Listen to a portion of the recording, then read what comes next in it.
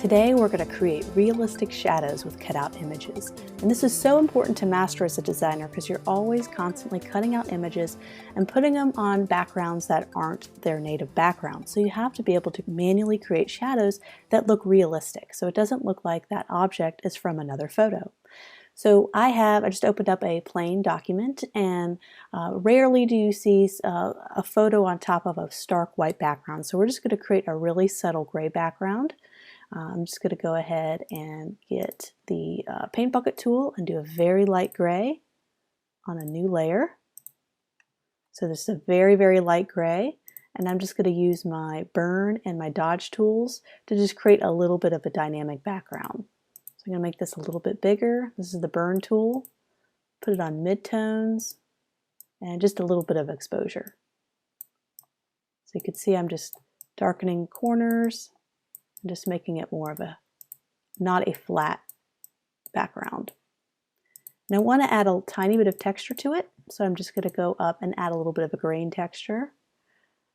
So let me go up and do that. Add a little bit noise. So noise, add noise, and I'm just going to do a little tiny bit of noise makes a big difference.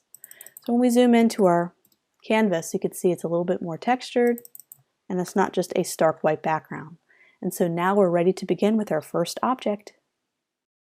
So I have a coffee cup I cut out from another image. So let me go ahead and load that coffee cup in here. So there he is. Let me zoom in a little bit so we can see our shadows a little better. So this is without any shadows. It already looks better because there's a nice textured, realistic background. So there's a couple ways we could go about this. The quickest way to do this is to just duplicate this layer. So layer, duplicate layer. And I'm going to go to my Layer Styles panel, and I'm going to just do a color overlay and do maybe a light, very, very light gray, just to show enough contrast between the background and this layer. And I'm going to move this. Let me get my Layers panel out here so you can see my layers a little bit. And some of these layers I do not need. So I'm going to drag this behind our coffee layer, and I'm going to do this main coffee. And let's do this shadow just so we don't lose track of our layers. And the quickest way to do this, and this is kind of the big trick to creating realistic shadows, is understanding how shadows work and understanding where the original light source is. So if the original light source is straight top down, you're going to have an even shadow all the way around the coffee cup, which is easy because we have this image created right here. So I'm going to go, and this is a straight edge. I'm just going to make this a little bit bigger so you can see a shadow that goes all the way around the coffee cup. And we need to blur this because shadows are usually blurred a little bit when they're cast. They're not just a straight edge. So let's blur this a little bit by going to Blur, Gaussian Blur. And I just do a little bit of Gaussian Blur. I could do a preview to see if I like it. That's probably enough. So there's kind of your quick realistic shadow. If the light source was coming straight down on top of the coffee cup, it would cast an equal shadow all the way around the piece. But one of my favorite things to do to make it even more realistic, and we can actually darken that that shadow just a little bit. You don't want it so light that you can't even make out the shadow. So maybe like that. But I like to manually create shadows with using the paintbrush tool and the eraser tool to kind of create and craft my own custom shadow. So let's play around with a couple of different light sources so that we can see how we can manipulate this a little bit and create a custom shadow. So I'm going to create a brand new layer, and this is going to be our shadow layer. And I'm going to go ahead and delete the old shadow layer that we had. So I have our shadow layer right here. We probably don't need some of these layers, so we can delete that. So let's go ahead and grab our paintbrush tool, our brush tool. And I'm going to get the soft feathered brush, so you can pick any of the feathered ones. This is the straight edge and this is the feather. The feather has a more realistic look for shadows. Right now I'm doing 100% opacity, and I can change my brush color. Let's do a dark gray, just so we can really make out our shadow. It's not going to stay that dark gray, but we can at least see it. So let's begin to draw. Let's pretend the light source is coming a little bit from this side. And so it's going to cast a shadow down here. So the shadow is going to be the opposite of your light source. So let's go ahead and just draw, and let's go ahead and move this behind our coffee cup. And let's create where we think the shadows will be. We can always use the eraser tool. And I like to do a little bit of the edges around it, kind of gives it more dimension. We can always carve it out later. So let's reduce the opacity to create a realistic shadow that's too dark. We're just going to eyeball it, and I like to do very subtle hints. So that is probably all you need. I just did an 11%. So just a little bit of contrast so you can see the shadow.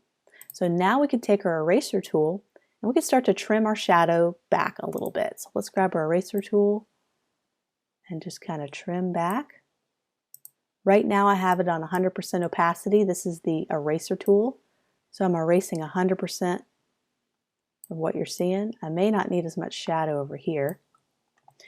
And another cool thing you can do is you can feather this as well using the eraser tool. So I can do a straight delete like that, or I can reduce the opacity by 50%, and I go around the edges. So let me zoom in a little bit more so you can see. So I have this at 45%, let's just do 50 to round it up. And this helps to feather the deletion. So it'll just delete the outside of it. And this makes the drop shadow look more feathered and blended. And I might need to edit this cup because this color is kind of disappearing. This little, the white cream and the dark background there, I can't really see that. So I'm taking the coffee cup. Let me grab my burn tool.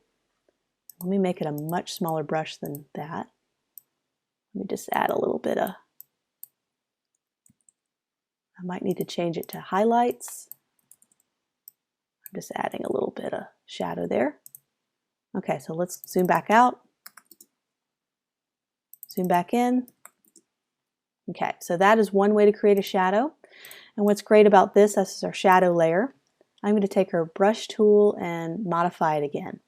So let me grab our brush tool right up here. I'm just going to paint a little bit. Maybe I just need a little bit more over here. Take our eraser tool. Just continue to play around with where you think the shadow would drop.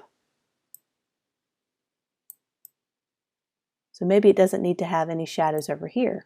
You know, the light source could be coming from this direction. Or I could just have a little shadow, so I can do a 50% erase and just kind of still keep a tiny bit of gray there. Just going back, maybe adding a deeper shadow. Maybe it's casting, maybe the angle of the sun is lower on the horizon and it's casting a much longer, deeper shadow.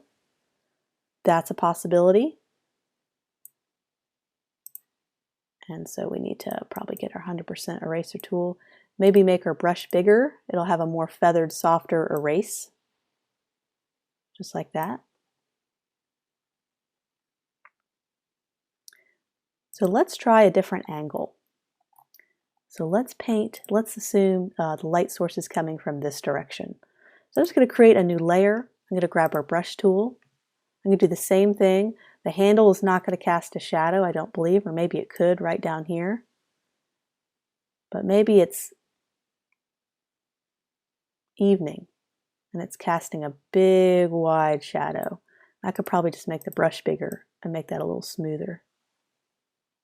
And it's going to be, this is a pretty nice circular shape, so it's going to cast a shadow that's nice and circular too. And let's go ahead and delete. Let's not do anything with the handle right now. And maybe the handle, maybe you see it right here come out. It's casting down. The light source is coming from this direction. So let's reduce the opacity on this just a little bit, maybe even a little more. And let's feather this a little bit. So let's I have the eraser tool on 50%. I'm just going around the outer edge to delete just a little bit around it. Oops, I'm doing the wrong layer, aren't I? Let's go back in my history. Let's do my shadow layer. There we go. Just blending it, making it softer and smooth. So look how subtle that shadow is. We could even make it a little bit more apparent, just like this. And maybe that handle doesn't seem quite right, so I'm just going to delete a little bit of that and redraw it.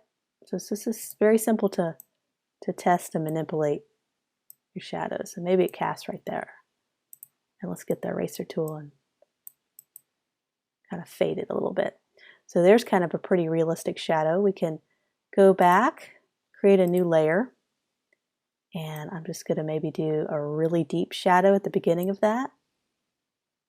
Come back with the eraser tool, soften it. And so you see how we're creating layers with the shadows. There's a dark layer, and as you move out it gets softer and more feathered. So let's screen this back a little bit. So that makes it even more realistic in my opinion.